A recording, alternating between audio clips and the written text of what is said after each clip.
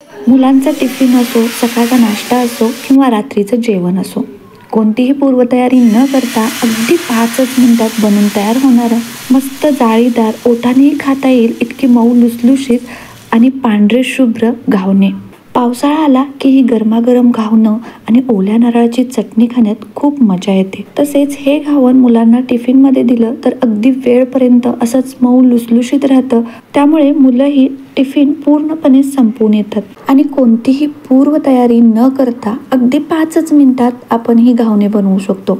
तर ही अशी मऊ लुसलुशीत जाळीदार परफेक्ट घावणं आणि त्याच्यासोबत अप्रतिम चवीची ओल्या नारळाची चटणी बनवण्यासाठी भरपूर अशा टिप्स सांगितल्या आहेत. त्यामुळे रेसिपी शेवटपर्यंत पहा. आवडल्यास एक लाईक नक्की करा.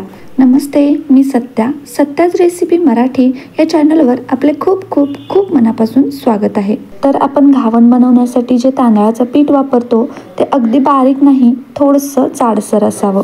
तर मी येथे 3 वाट्या तांदळाचं पीठ घेतलं. यामध्ये चवीनुसार मीठ आणि यामध्ये थोडं पाणी घालत याचं पातळ असं बॅटर बनवून घेऊ. तर मी येथे ज्या वाटीने 3 वाट्या तांदळाचं पीठ मापून घेतलं होतं त्याच वाटीने 9 वाटी पाणी ऍड केलं, म्हणजेच पिठाच्या 3 पट पाणी ऍड केलं. अगदी पातळ घावण बनण्यासाठी हे तांदळाच्या पिठाचं बॅटर पातळ बनावं लागतं. जास्त दाटसर झालं तर घावण जाड बनतात. तर या पिठाची कन्सिस्टन्सी तुम्ही बघू शकता. त्यानंतर घावण बनवताना आपण कोणताही नॉनस्टिक तवा वापरू शकतो, पण या बिडाच्या तवामध्ये खूप छान असे पातळ घावण बनवून तयार होतात. त्यामुळे घावण बनवत असताना मी कायम बिडाच्याच तव्यामध्ये बनवते. तर घावण बनवताना तव्याला सुरुवातीला तेल लावावं लागतं. हे तेल आपण ब्रशनंही लावू शकतो, पण पूर्वीच्या काळी कांद्याने तेल लावलं जायचं, कारण कांद्याने बिडाच्या तव्याला तेल लावलं तर हे घावण तव्याला अजिबात चिकटत नाही. त्यानंतर गॅसवरती तवा तापत ठेवला. तवा चांगला तापल्यानंतर कांद्याने अशा पद्धतीने पूर्ण तव्याला तेल लावून घेतलं. तेलाऐवजी तूप लावलं तरीही चालू शकतं. त्यानंतर हे तांदळाच्या पिठाचं बॅटर फुलपात्रामध्ये घेतलं आणि तव्यामध्ये एका साईडने एकाच वेळेस पूर्ण तवा भरून सोडून घेतलं आणि लगेचच या घावणाला किती मस्त जाळी पडली आहे बघा. तर हे घावण अगदी पातळ असल्यामुळे तव्यामध्ये सोडल्यानंतर अगदी 2च मिनिटात तव्याच्या काटाने हे घावण सुटलं जातं. त्यावेळेस हे घावण पलटून घ्यायचं आणि दुसऱ्या साईडने 1 मिनिटभरासाठी भाजून घ्यायचं आणि अगदी 5च मिनिटात मऊ लुसलुशीत पांढरं शुभ्र जाळीदार घावण बनून तयार झालं. आता ही घावणं एका जाळीदार प्लेटेमध्ये काढून घेऊ.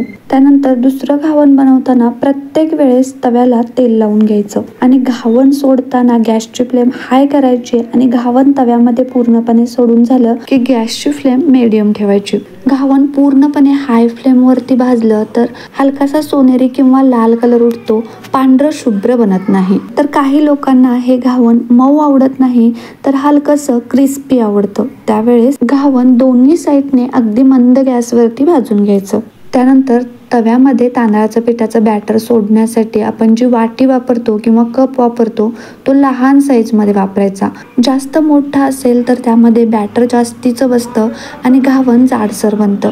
आता आपल्या पूर्ण बॅटरचे मस्त असे घावण बनवून तयार झाले आहेत. या घावणांच्या सोबत ओल्या नारळाची चटणी बनवून घेऊयात. तर ही चटणी बनवण्यासाठी मिक्सरच्या भांड्यामध्ये 1 वाटी ओल्या नारळाचे तुकडे घेतले. यामध्ये 3 चमचे फुटाण्याची डाळ, 4 हिरव्या मिरच्या आणि मूठभर देठासहित कोथिंबीर ऍड केली. सुरुवातीला पाणी न घालता वाटून घेतलं आणि त्यानंतर अर्धी वाटी पाणी ऍड केलं आणि याची बारीक अशी पेस्ट बनवून घेतली.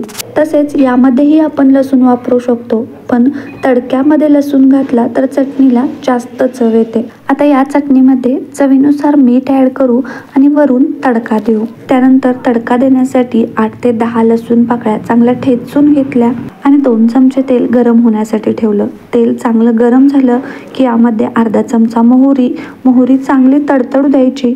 अर्धा चमचा जिरे, 7 ते 8 पाने कढीपत्ता आणि ठेचलेला लसूण ऍड केला. या तडक्यामध्ये आपण लाल मिरचीही वापरू शकतो. आता हा तडका आपण चटणीवर देऊ. तर ही ओल्या नारळाची चटणी या घावणासोबत इतकी अप्रतिम लागते. तसेच हे घावण जर मुलांच्या टिफिनमध्ये द्यायचं असेल तर घावणासोबत बटाट्याची भाजी खूप छान लागते. तर या आंबोळ्या बघा किती मस्त जाळीदार, मऊ लुसलुशीत आणि पांढऱ्या शुभ्र बनल्या आहेत. तर आमच्याकडे या घावणांना आंबोळ्या म्हणतात. तुम्ही काय म्हणता हे मला कमेंट्स करून नक्की सांगा. त्याचबरोबर रेसिपी आवडली असेल तर लाईक करून सबस्क्राईब करायला विसरू नका. तसेच या माझ्या पद्धतीने घावणे किंवा आंबोळ्या करून पाहायला विसरू नका आणि कमेंट्स करून सांगायलाही विसरू नका कसं बनलं होतं ते. चला तर परत भेटू अशाच नवनवीन पारंपरिक परफेक्ट रेसिपी घेऊन. तोपर्यंत बाय बाय.